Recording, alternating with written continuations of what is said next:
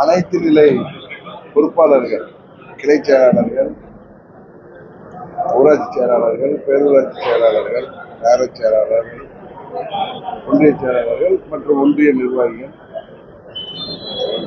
கலந்து ஆலோசனை கூட்டம். நீங்க எது கேட்கிறது? என்டிஏ கூட்டணியில என்டிஏ கூட்டணியில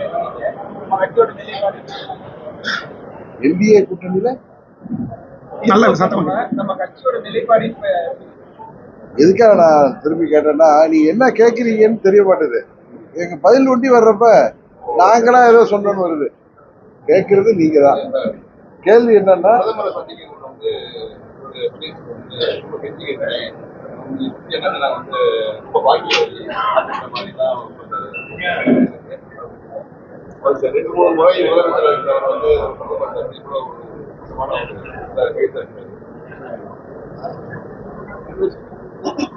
அதை பற்றி நான் பதில் சொன்னா அது நல்லா இருக்காது. அண்ணன் பன்னீர்செல்வம் அவர்கிட்ட பேசிட்டு ஆட்சியில் பங்கு சொல்லி நீங்க சொல்றீங்க. எதிர்கட்சி தலைவர் பார்த்தீங்கன்னாக்கா அது மக்களை உற்சாகப்படுத்துவதற்காக பிஜேபி அப்படி சொல்லிச்சு. அதெல்லாம் கிடையாதுன்னு சொல்லி எடப்பாடி சொல்றாரு. இது என்ன ஒரே முரண்பாடா இருக்கு உங்களுக்கு? எங்களுக்குள்ள முரண்பாடு இல்லை. நாங்கெல்லாம் 2024 தெரியும், தேசிய ஜனநாயக கூட்டணியில நான் அண்ணன் ஓபிஎஸ் அவர்கள் அந்த கூட்டணியில் சேர்ந்தோம். மோடி அவர்கள் 3வது முறையாக பிரதமராக வந்தால்தான் நாட்டின் வளர்ச்சிக்கும் பாதுகாப்புக்கும் நல்லது என்கிறதுல நான் அன்கண்டிஷனலாகவே சப்போர்ட் பண்ணேன். தெரியும், தேசிய ஜனநாயக கூட்டணியில 24 தேர்தலுக்கு பிறகு புதிய கட்சிகள்லாம் வந்திருக்காங்க. இந்த கூட்டணிய குறிப்பா அம்மாவின் தொண்டர்கள்லாம் ஓர் அணியில இணைந்து நின்றால்தான், ஓர் குடையின் கீழ் இருந்தால்தான் திமுகவை இழுத்த முடியும்.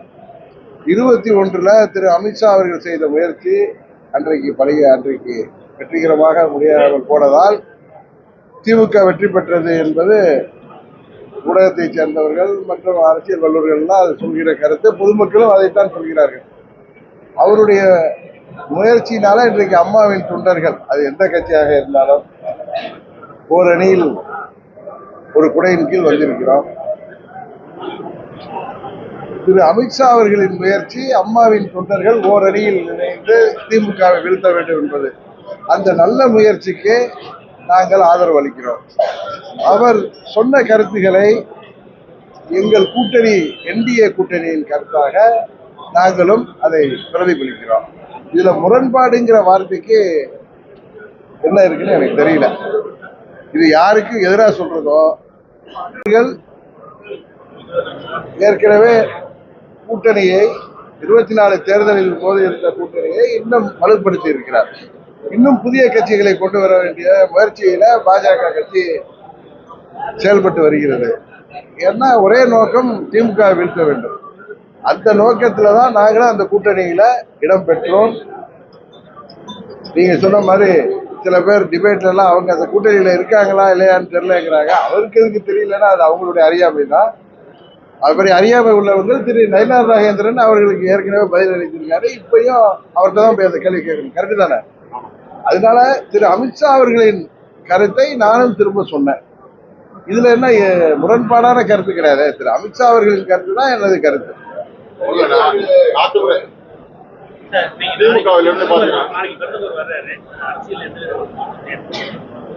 நாளைக்கு பிரதமர் அவர்கள் பல நிகழ்ச்சியில் கலந்து கொள்ள வர்றாரு. என்ன கூட அதை திருச்சியில கேட்டாங்க. நான் அவரை பார்க்கணும்னா அப்பாயின்மெண்ட் கேட்கலன்னு சொல்லிட்டேன். அதுதான் சொல்ல முடியல தவிர மற்றபடி அரசியல் மாற்றங்களுக்கு நீங்க அவர் வந்து போனதுக்கு அப்புறம் சொல்ல முடியும்.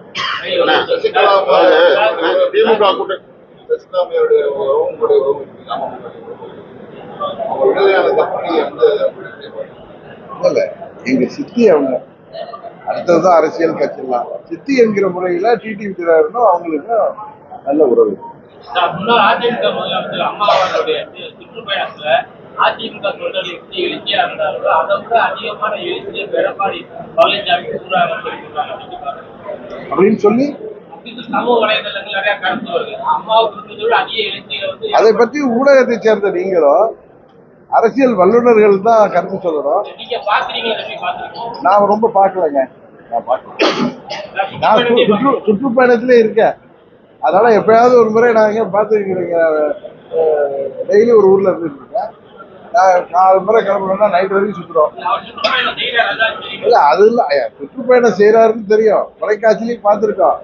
அதை பற்றி என்னுடைய கருத்து என்னன்னா, உங்களுடைய கருத்து என்னவோ அதுதான் என்னுடைய கருத்து இருக்க முடியும். எடப்பாடி பழனிசாமி கூட்டத்துக்கு வர்றதுக்கு வந்து காசு கொடுத்து கூட்டு வர்றாங்க அப்படிங்கிற மாதிரி என்னங்க? எடப்பாடி பழனிசாமி கூட்டத்துக்கு காசு கொடுத்து ஆட்களை கூட்டு வர்றாங்க அப்படின்னு எனக்கு தெரியாத ஒன்று அது தொலைக்காட்சியில வருது. நான் கூட இப்ப வண்டியில வர்றப்ப யாரோ எனக்கு அந்த லிங்க் அனுப்பியிருந்தாங்க, பார்த்தேன். நீங்க சொல்ற மாதிரி நாங்க ஏதாவது லிங்க் வரப்பதான் பார்க்க முடியுது, உட்கார்ந்து தொலைக்காட்சியை பார்க்கறது முடியாது. நைட்டு 12 மணிக்கு போய் சேர்றோம், படுத்துறோம். அதே மாதிரி வருது. அதை பத்தி எனக்கு தெரியல. எனக்கு தெரியாத ஒரு கருத்தை ஒருவருக்கு எதிராகவோ ஆதரவாகவோ சொல்லுவோம் நல்ல உங்களுக்கு. நான் எதை வந்து சரி என்று நினைக்கிறோட அதை தான் எப்பயும் பேசுவேன். எடப்பாடி தலைமையில ஆட்சி அமைச்சா உங்களோட நிலைப்படி என்னங்க? எடப்பாடி தலைமையில ஆட்சி அமைச்சா உங்களோட நிலைப்படி எங்க நிலைப்பாடை பொறுத்திருந்து பாருங்களேன். உரிய நேரம் வரும். நேரம் எல்லாம் பதில் சொல்லாது. அந்த நேரத்துல நானே சொல்லுவேன். அம்மா மக்கள் முன்னேற்ற கழகம் எப்படி வருங்காலத்துல செயல்படும் என்பதை நானே சொல்லுவேன். உரிய நேரத்துல நானே சொல்லுவேன். அவர் முன்னிறுத்தி வந்து நீங்க தேர்தல் செஞ்சுக்கிறீங்க எடப்பாடி பழனிசாமி. சார் பொறுத்திருந்து பாருங்களேன் சார். தேசிய ஜனநாயக கூட்டணி இல்லைங்க. தேசிய இன்னும் 6 மாதம் இருக்குங்க. அரசியல்ல 6 மாதங்கிறது 6 நிமிஷங்கிறதே அரசியல்ல வந்து ஏற்படும்.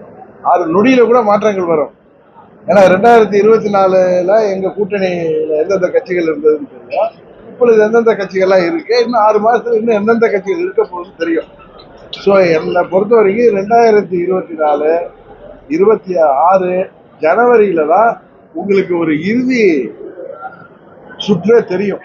அதாவது திமுக கூட்டணியில எந்தெந்த கட்சிகள் இருக்கு, என்டிஏ கூட்டணியில எந்தெந்த கட்சிகள் இருக்கு, இது இல்லாம எந்தெந்த கூட்டணி உருவாகுது, இதுதான் யதார்த்தம். அதனால உரிய நேரம் வரும் பொழுது அமமுக சார்பாக நான் அந்த நேரத்துல எனது கருத்துக்களை வெளியிட்டேன்.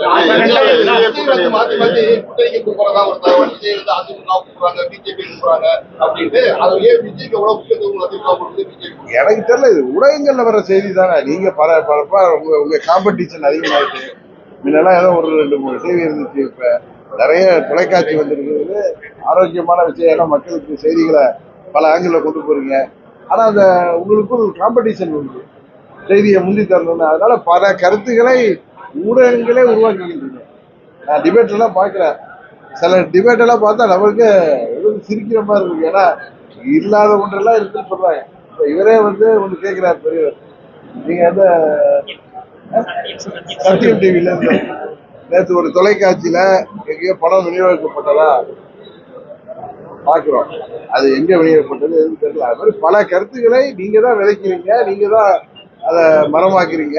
அதை ஆக்கிட்டு எங்கள்கிட்ட வந்து பதில் கேட்குறீங்க. அவரு கூட நீங்க அவர் டூர் போறது கூட உங்களுக்கு தெரியுமான்னு கேட்கிறாரு. எல்லாம் தெரியும். நீங்க எதிர்பார்க்கிற மாதிரி நான் எந்த கருத்தையும் சொல்லி அமித்ஷாவின் முயற்சிக்கு ஒரு பங்கம் வரும் விதத்துல நான் என்றைக்குமே நடந்து கொள்ள மாட்டேன். வருமா? ஏன்னா ஒரு கடுமையான முயற்சி எடுத்து 21ல் அவர் முயற்சி வெற்றி பெற்றிருந்தால் திமுக ஆட்சி கூட வந்திருக்காது. இப்பொழுது அவர் 24 தேர்தலுக்கு பிறகு ஒரு கடுமையான முயற்சி எடுத்து அம்மாவின் தொண்டர்கள் எந்த கட்சியாக இருந்தாலும், பெரிய கட்சியா இருக்கலாம், சின்ன கட்சியா இருக்கலாம், நீங்க சொல்ற மாதிரி ஒரு குழுவா இருக்கலாம், எல்லோரையும் ஒன்றிணைக்கிற பணியில வெற்றிகரமாக ஈடுபட்டு வர்றாரு. அப்படி திமுகவை வீழ்த்த வேண்டும் என்றால் எங்கள் கூட்டணி பலப்பட வேண்டும். அம்மாவின் தொண்டர்கள் ஓர் அடியில் இணைய வேண்டும். அதுக்கான அவர் முயற்சிக்கு பங்கம் விளைவிக்கிற மாதிரி நான் எந்த கருத்தையும் சொல்ல மாட்டேங்கிறதுனால உங்க கேள்விக்கு நான் வந்து பாலிஷ்டா பதில் சொல்றேன். நீங்க பாக்கலையா? நீங்க பார்த்திருக்கேன், டிவியில உட்காந்து பாக்கல. எனக்கு மாதிரி லிங்க்ல வரப்போ பாக்கல.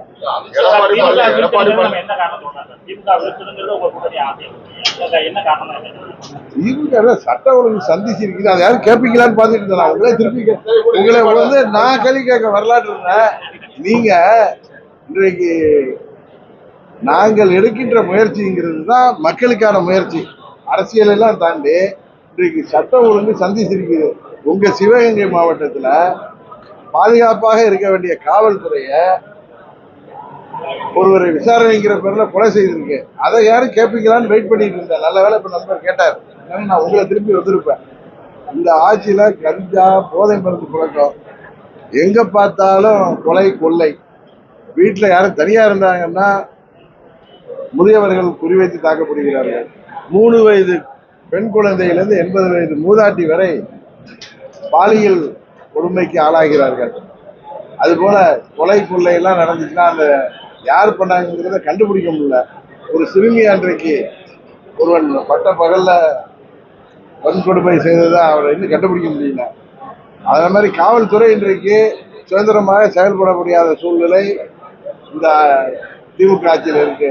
காவல்துறை ஏவல் துறையா இருக்காங்க. போகின்ற இடங்கள்லாம் பார்த்தா ஆளுங்கட்சி பேனர் வச்சா ஒரு வருடமா இருக்கிற பேனரை கூட கண்டுபிடிக்க மாட்டாங்க. எதிர்கட்சிகள் போஸ்ட் வச்சா கூட அது போய் போலீஸே நின்று கிழிச்சிட்டு இருக்காங்க. அந்த அளவுக்கு இன்றைக்கு நாட்டில் சட்டம் ஒழுங்கு மோசமான சூழ்நிலையை நோக்கி போயிட்டு இருக்கு.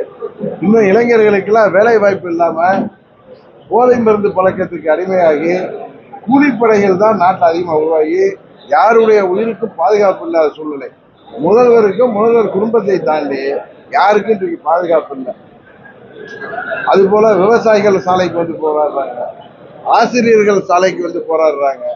தேர்தல் வாக்குறுதிகள் எல்லாம் நிறைவேற்றாம ஏமாற்றுறாங்க. வந்து தேர்தல் நேரத்தில் வீட்டு பெண்மணிகளுக்கு குடும்ப தலைவிகளுக்கு 1000 ரூபாய் ஊக்கத்தொகை, என்ன அப்புறம் அது 2-3 வருஷம் கழிச்சு எல்லாருடைய போராட்டத்துக்கு பிறகு அறிவிக்கிறப்ப அதுல தகுதி வச்சாங்க. இப்ப எல்லா பெண்மணிகளுக்குன்னு அப்ப இப்ப தகுதி கிடையாதா? அவங்களுக்கெல்லாம் திரு அண்ணாமலை அவர்கள் சொல்வது போல இப்ப யாருக்கெல்லாம் அந்த தகுதி இவங்க கொடுத்து தேர்தலுக்காக சேர்க்கிறாங்களோ அவங்களுக்கெல்லாம் கடந்த 2 ஆண்டுகளாக 1.5 ஆண்டுகளாக கொடுக்கிறதெல்லாம் சேர்த்து கொடுக்கணும். அதாவது இந்த ஆட்சி மக்களை ஏமாற்றுகின்ற ஆட்சி, மக்கள் விரோத ஆட்சி. நான் திரும்ப திரும்ப சொல்கிறேன், சுதந்திரத்திற்கு பிறகு இப்படி ஒரு மோசமான ஆட்சி இல்லை. ஊழல் பெருக்கெடுத்து வருது. கட்டப்படுகின்ற பாலெல்லாம் 3 மாதத்துல இடிஞ்சிட்டு போகுது. இன்றைக்கு கமிஷன் எல்லாம் 25% 30% விலைவாசி உயர்வு போல் உயர்ந்து விட்டதாக பொதுமக்கள் பேசிக் கொள்கிறார்கள். அது மட்டும் எல்லாம் நீங்க கேள்வி கேட்காம நீங்க அதை பார்க்கலையா இதை பார்க்கலையா கேட்கறது.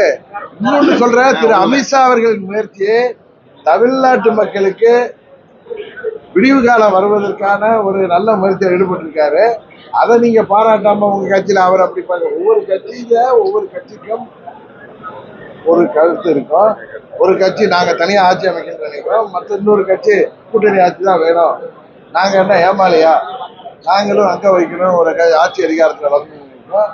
அது மாதிரி அம்மாவோ தலைவரோ இல்லை. இப்ப இந்த காலகட்டத்தில் ஒரு நல்ல ஆட்சி அமைஞ்சு மீண்டும் அம்மாவுடைய ஆட்சியோ புரட்சி தலைவர் ஆட்சி மாதிரி ஒரு நல்ல ஆட்சியை கொடுப்பதற்கு எங்கள் கூட்டணியால் முடியும் என்று நம்புகிறோம். அதுல ஒவ்வொரு தலைவர்கள் ஒன்னொன்னு பேசுவாங்க. நான் ஒண்ணு பேசுவேன், இன்னொரு கட்சி தலைவர் பேசுவாரு. அதெல்லாம் நீங்கள் வந்து வேணாக்குலர் வச்சு பார்க்கறத விட எங்களுடைய நோக்கம் திமுகங்கிறத தீய சக்தியை வீழ்த்தணும். அதுதான் தமிழ்நாட்டுக்கு விடிவு காலம். அமித்ஷாவும் வந்து கருத்து சொல்றாரு, முதலமைச்சர் வந்து என்னுடைய கூட்டணியில அமைக்கிறாரு. இப்ப எடப்பாடி வந்து நாங்க அவங்க மாற்ற கூட்டணியே கிடையாது அப்படின்றாரு. ஆரம்பத்தையும் 2 பேருடைய கருத்து அது நீங்க வந்து திரு எடப்பாடி பழனிசாமி அவர்கள் வர்றாருல, அவருக்கு நீங்க கேள்வி வேற கேளுங்க. திரு அமித்ஷா அவர்கள் வரும் பொழுது அவர்கள்ட்ட கேளுங்க. புதுக்கோட்டையில ஒரு பிரச்சாரம் உறுப்பினர்களும் திமுக எப்படி பாக்குறீங்க? எனக்கு அது என்னன்னு நான் பார்க்கல. நான் உண்மையதான் சொன்னேன். நான் வந்து இதை ஏதோ பார்க்கலன்னு சொன்னது உண்மை. எனக்கு ஏன்னா நான் கிளம்புற எத்தனை மணிக்கு கிளம்புறேன், எத்தனை மணிக்கு படிக்கிறேங்கிறத நாடோடி மாதிரி சுத்திட்டு இருக்காங்க. அதனால எங்களுக்கு ஏதாவது கட்சியை சார்ந்தவர்களா அலுவலகத்தில் வர்ற லிங்கை தான் ப்ரெஸ்ஸை பார்க்க போறேன்றதை அனுப்பியிருந்தாங்க. வந்து யாரு வீட்டு கதவை நாங்க தட்டல, அமித்ஷா கதவை தான் ஏடிசி போய் தட்டிக்கிட்டு இருக்காங்க. ஃபுல்லா எல்லாருமே அவங்க கூட்டு பண்றாங்க. துணை முதலமைச்சர் உதயநிதி ஸ்டாலின் சொல்லியிருக்காப்புல, நாங்க மக்கள் நேரடியாக சந்திச்சு. அதாவது திமுகவுக்கு தோல்வி பயம் வந்து ஏற்கனவே மக்கள் அவருக்கு கூட இல்லைங்கிறதுனாலதான் உங்களோட சாலையில அப்படிலாம் அவங்க வார்த்தை ஜாலங்கள் பண்றாங்க. ஒரே கேள்வி, 1000 ரூபாய்க்கு எல்லா குடும்ப தலைவர்கள் கொடுக்க போனதுல தேர்தல் இருக்குல்ல சொல்லிட்டு 2-3 வருஷம் இழுத்து பார்த்தாரு. பல முனைகள்ல இருந்து கேள்விகள் வந்ததும் பார்லிமெண்ட் தேர்தலுக்கு முன்னாடி பயந்துக்கிட்டு தகுதி அடிப்படைன்னு சொல்லி ஒரு சதவீதத்தை கொடுத்தாங்க. இப்ப எல்லாருக்கும் கொடுக்குறேன்னு வர்றப்ப அன்றைக்கு பார்த்த தகுதி இன்னைக்கு பார்த்தா எப்படி எல்லாரும் கொடுக்க முடியும்? ஸோ அவங்க வெறும் ஏமாத்து வேலை தான் இந்த ஆட்சியில் நடக்குது. வெறும் வெற்றி விளம்பர திட்டங்கள் தான் இந்த ஊடக வெளிச்சத்துல அந்த ஆட்சி நடைபெற்றிருக்குது. கூட்டணி ஆட்சி நடைபெற்றிருக்குது. அந்த கூட்டணி கட்சி தலைவர்கள் எப்படி பேசுறாங்க அதை பத்தி கேட்க மாட்டீங்க. சண்முகம் கம்யூனிஸ்ட் சிபிஎம் தலைவர் என்ன சொல்றாரு? தேர்தல் வாக்குறுதியில் நிறைவேற்றினால்தான் நான் மக்களை போய் சந்திக்க முடியும்னு சொல்றாரு. இதை விட ஒருத்தர் ஒரு கருத்து உங்களுக்கு தேவையா? அந்த ஆட்சி எப்படி இருக்குங்கிறது. அதனாலதான் நான் திரும்ப திரும்ப சொல்றேன், எங்களுடைய முயற்சி என்பது தமிழ்நாட்டு மக்களுக்கு விடிவு காலம் வர வேண்டுங்கிறதுக்கான முயற்சி. தயவு செய்து எங்கள் முயற்சிக்கு ஆதரவாக இருக்கிறீர்களோ இல்லையோ, தேவையில்லாத கேள்விகளை, உங்களுக்கு தோன்ற கேள்விகளெல்லாம் உங்களுக்கு சொல்லிக் கொடுக்கிற கேள்விகளை தயவு செய்து கேட்கணும். என்டிஏ கூட்டணி வெற்றி பெறும்னு சொல்றாங்க. போராட்டம்லாம் வந்து என்டிஏ கூட்டணி தான் வெற்றி பெறும் எடப்பாடி பழனிசாமி சொல்றாரு. ஓரணியில இருந்த நீங்களே வந்து பிரிஞ்சு இருக்கும்போது உங்கள்கிட்ட பேச்சுவார்த்தை நடத்தல இருக்கு சார். படம் பேச்சுவார்த்தை நடத்தல. அப்புறம் விஜய் கலைப்பு விடுறாரு, சீமான் கலைப்பு விடுறாரு. இது வந்து எப்படி சார் வெற்றிக்கு? தேசிய ஜனநாயக கூட்டணி இன்னும் பலப்படணுங்கிற எண்ணத்துல எங்க கட்சியில கூட்டணியில் உள்ள தலைவர்கள் செயல்படுவது தவறில்லை. நீங்க திரும்ப திரும்ப எங்க கூட்டணியில பிரச்சனை இருக்கு, ஒவ்வொருத்தருக்கும் ஒரு கருத்து இருக்கு. எல்லாம் நான் அதுதான் சொன்னேன் உங்களுக்கு. இன்னும் ஒரு 6 மாதம் இருக்கு, ஜனவரியில எல்லாம் செட்டில் ஆகி எல்லாம் சரியா வரும். திமுக வீழ்த்தணுங்கிற ஒரு கருத்து உள்ள அனைவரும் ஓரணியில எங்களுக்குள்ள உள்ள வேறுபாடுகள் எல்லாம் கலந்து விட்டு ஓரணி செய்யும். போதுமா? வாய்ப்பு இருக்கா சார்? உங்களை சந்தித்தது போல் இபிஎஸ் உங்களை சந்திக்க வாய்ப்பு இருக்கா? நான் யூகத்துக்கெல்லாம் பதில் சொல்றேன். இல்ல யூகத்துக்கெல்லாம் பதில் சொல்றேன். வழக்கம் என்ற கேள்வி கிடையாது.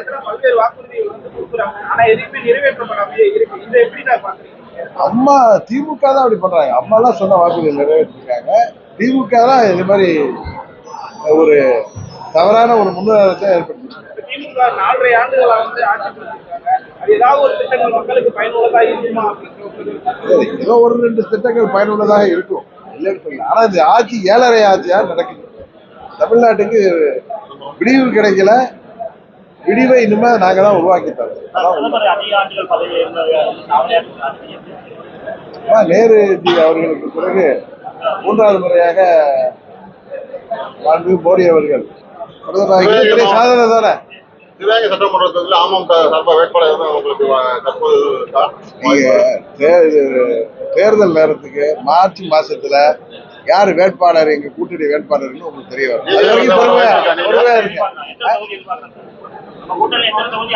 அதெல்லாம் ஜனவரி மாசம் உங்களுக்கு தெரியுங்க சார். ஒரு பேச்சு வருது, நீங்க தான் போட்டியிட போறதா சிவகங்கைக்கு ஒரு பேச்சு வருது. நிறைய தொகுதியில் அந்த பேச்சு வருது. அன்னைக்கு திருப்பத்தூர் வந்த போய் இந்த பேச்சு நீங்க தான் கேட்டீங்க. அங்க முதுகுளத்தூர் கூட போய் கேட்டாங்க. எங்க போனாலும் கேட்கிறாங்க. எங்க கட்சி எந்த தொகுதியில போட்டியிடணுமோ அந்த தொகுதியில உறுதியாக போட்டியிடுவோம். அதுல எந்தவித சமரசமும் இருக்காது. புரியுதா? அது ஒண்டி அதை ஒண்டி நான் சொல்லுவேன். இல்ல 234 எங்கள் வேட்பாளர்கள் தான். அதுல அமமுக வேட்பாளர்கள் உறுதியாக தகுதியானவர்களுக்கு அவர்கள் போட்டியிடுவார்கள். உங்க ஆசைப்படி வெற்றி பெறுவார்கள்.